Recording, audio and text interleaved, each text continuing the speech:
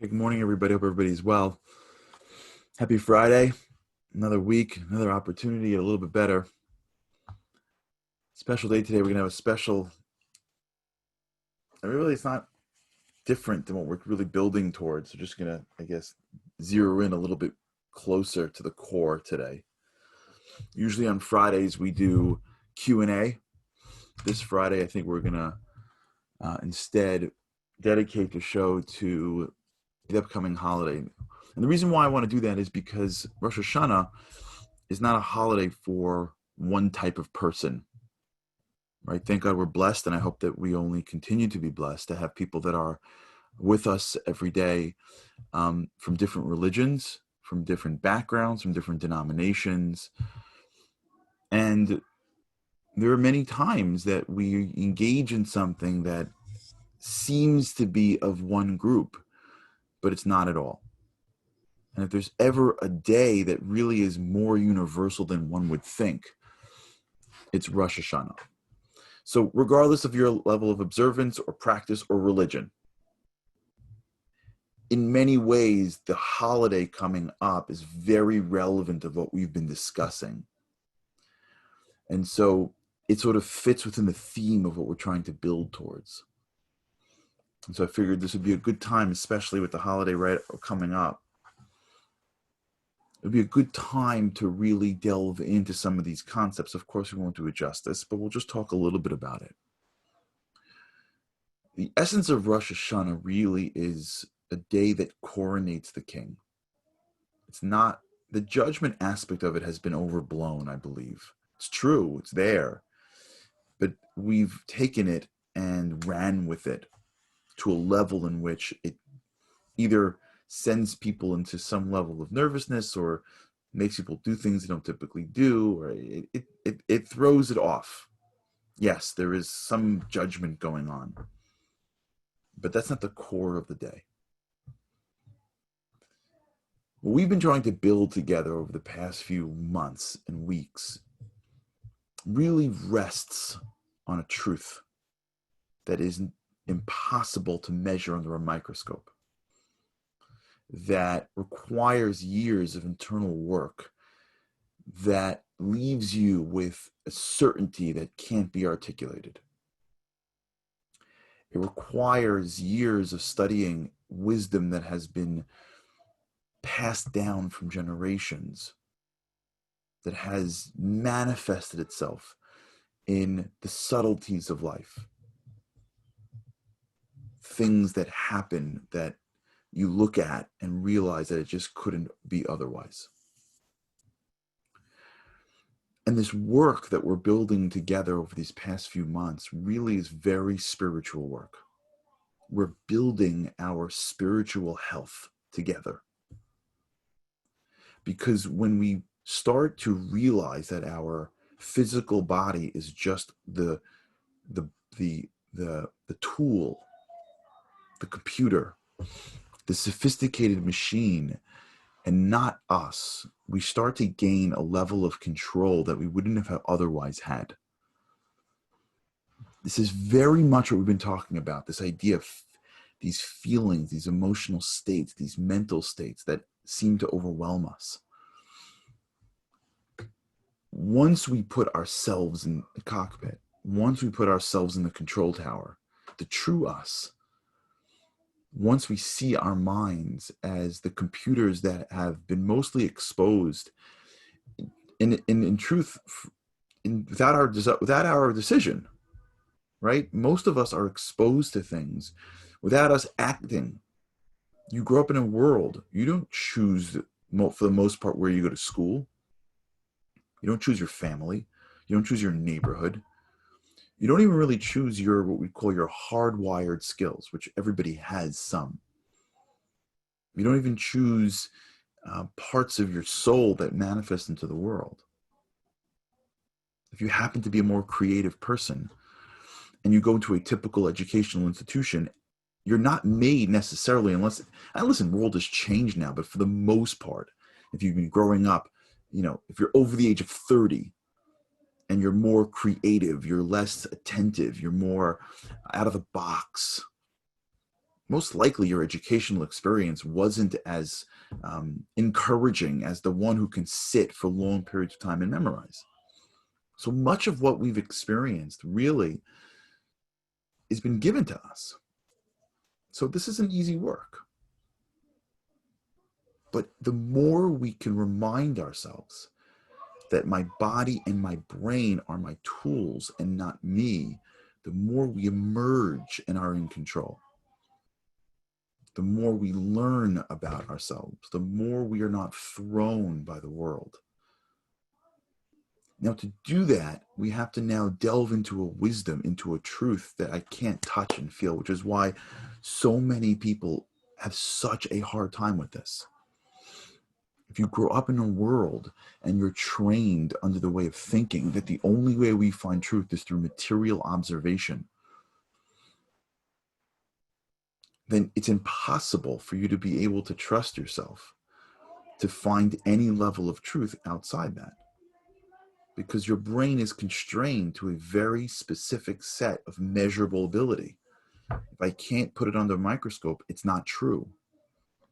If I can't understand why in my head it's not true. Do you know how many people are struggling with the divine because they can't understand the Holocaust? You know what the Holocaust has done? Forget to the human beings that have lost their lives.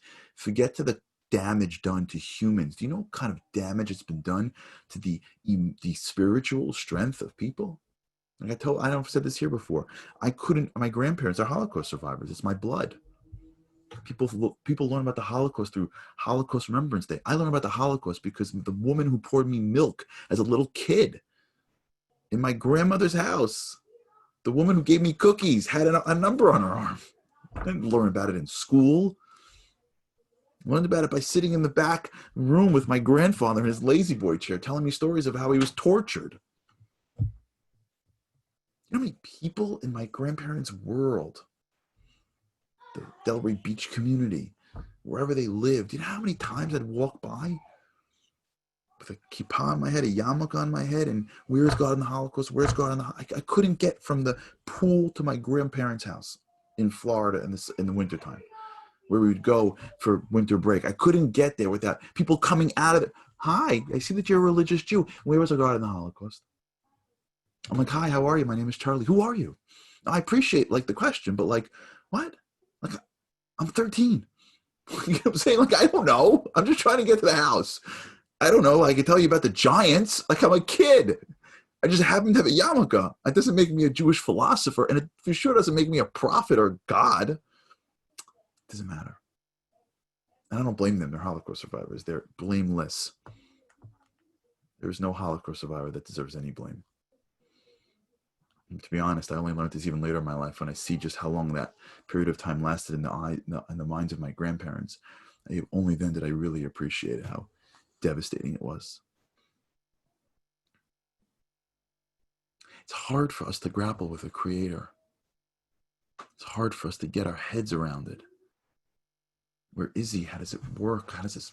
It's hard for us to be immersed in a material world that has different laws and have to find a way to connect to something that is non-material, which is why so many people don't, which is why so many people beg out.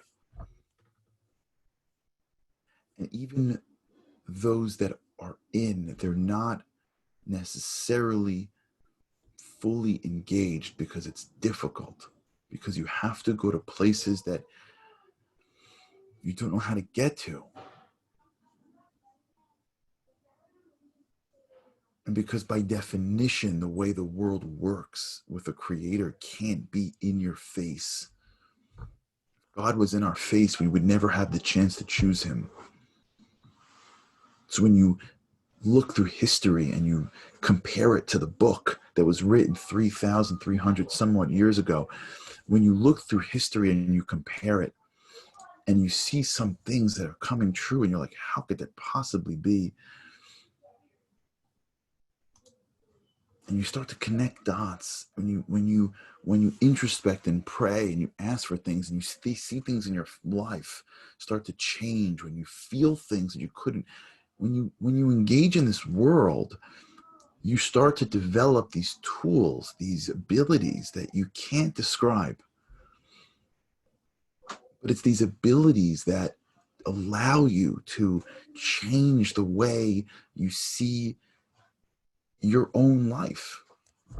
It allows us to think that the world is created for me not to take, but to give.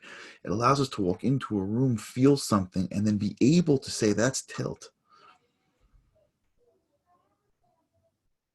It's not just you take it from here or take it from here or take it from here. I'm not saying that every guy sitting around playing poker is a philosopher or is a believer, but I'm saying that when you take these ideas and you put them into a context, they necessitate a life that is bigger and richer and deeper than one that is just living solely in the material world, than one that lives in a world that is divineless.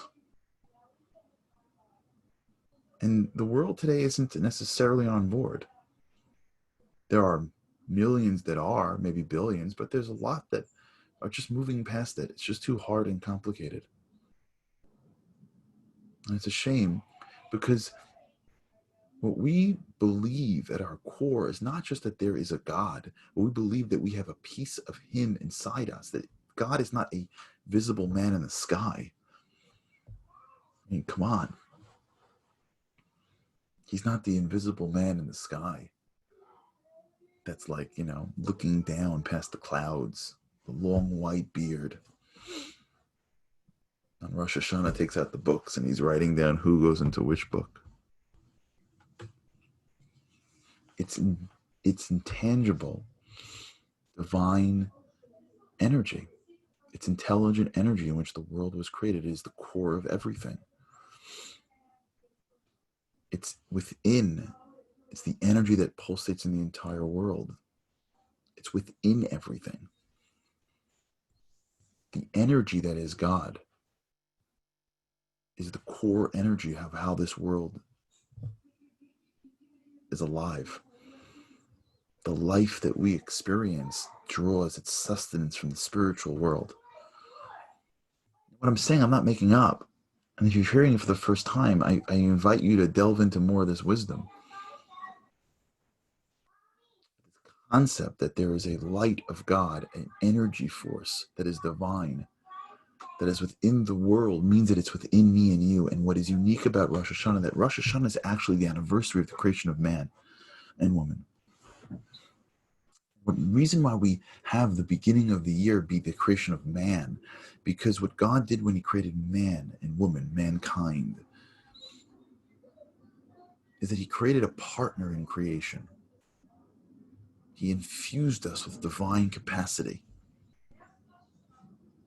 He created if you will, a partner. Our role in this world is not to survive within it. We're not just like a more intelligent version of a fish. Doesn't mean we get to be mean and cruel to animals. I'm saying, but it doesn't mean that we're animals. We're not more intelligent animals. We have a different spiritual makeup. And that's phenomenal. And that's awesome. Because that now gives our lives infinite potential and infinite possibility. It gives us an ability to become things we could not even dream it. I'm telling you from the bottom of my heart that me and you could become people that today we can't even envision. Maybe our bodies will look similar, but our insides could become things: resilience, kindness, generosity, wisdom, connection, love. We can achieve things that today we couldn't even imagine if we would just believe in the power of ourselves. If we would just allow ourselves to not take the world for what it is and resign ourselves to basically being placed in the box that our brain has accepted, and then working on the sort of on the margins our whole lives. If we allow ourselves to believe that there's something big inside me, there's nothing in front of me that I can't grapple with, and that even if I fail, the person I will be along the way could be so much greater than the success of the material thing that I'm trying to get at. And the challenges that are brought in front of me are there to grow and build me. Once we live with these principles, once we take them from the mind to the heart, once we make them, once they're an awareness, they're not just an understanding, the world changes. The challenge placed before us changes. The way I wake up in the morning and excited changes. The inability to get the ability to not get thrown changes. That all comes down to this incredible reality that there's a divine source that is in the world and in me. That's amazing. That's not something we take for granted. That's an amazing gift that we have. That is the greatest gift we will ever have. No matter what we accomplish in this world, we will never get a greater gift than the ability to be infused with divine energy. Nothing in this world can compare to something that is outside this world. What we have already is so much greater than what we're asked for after. We just have it in potential. And we have the opportunity, especially on a day like Rosh Hashanah, where we coronate the king. What that means is that we show gratitude and respect and honor. We stand before God. Whether you're standing before him, it's him or her, by the way. God's not a human being. We say him because we speak about it through that context. It's not a person. Whether you're doing it in a synagogue or alone, whether you're Jewish, whether you're not Jewish, whether you're in an apartment, whether you know how to read Hebrew, don't know how to read Hebrew, it doesn't matter. We get lost in these little games that we play with each other about little silos. We break that down. Wherever you are, we have an opportunity that is unique to stand before the creator of humanity and say, thank you. And say, I appreciate it. Thank you for making me me. Thank you for giving me you. Thank you for creating a connection between me and you through me. I don't have to climb a mountaintop. I don't have to live in a monastery. I don't have to move. I get to just be wherever I am and go inside. It's a gift. And I ask of you, God, this year, allow me to have the eyes that sees truth. Allow me to have a heart that understands depth. Allow me to have ears that hears the real good things that I should be listening to. Allow me to transcend this physical body so that I can be more. More for my family. I can be more for my nation. I can be more for humanity. I can be more for myself. Allow me to see people of differences and see that they're just like me. Allow me to pursue things in life that are of utmost importance and not get thrown by the little things in life that are relevant. In Yiddish, the word is called kleinigkeit. Kleinigkeit. It's a great word that we should be. Kleinigkeit means like little. Kleinigkeit. It's like ridiculous. I just spent 4 hours of my life on a stupid fight that doesn't really matter because we're both being really. I'm lost in the little things of life when there are so, like Michael said, big things.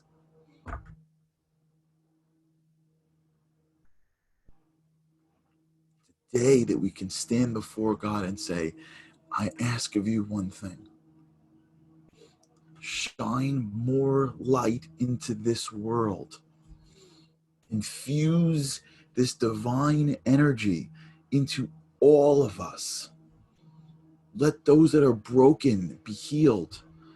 Let those that can't get up in the morning have strength. Let those that are fighting see the truth. Let the world be able to be itself.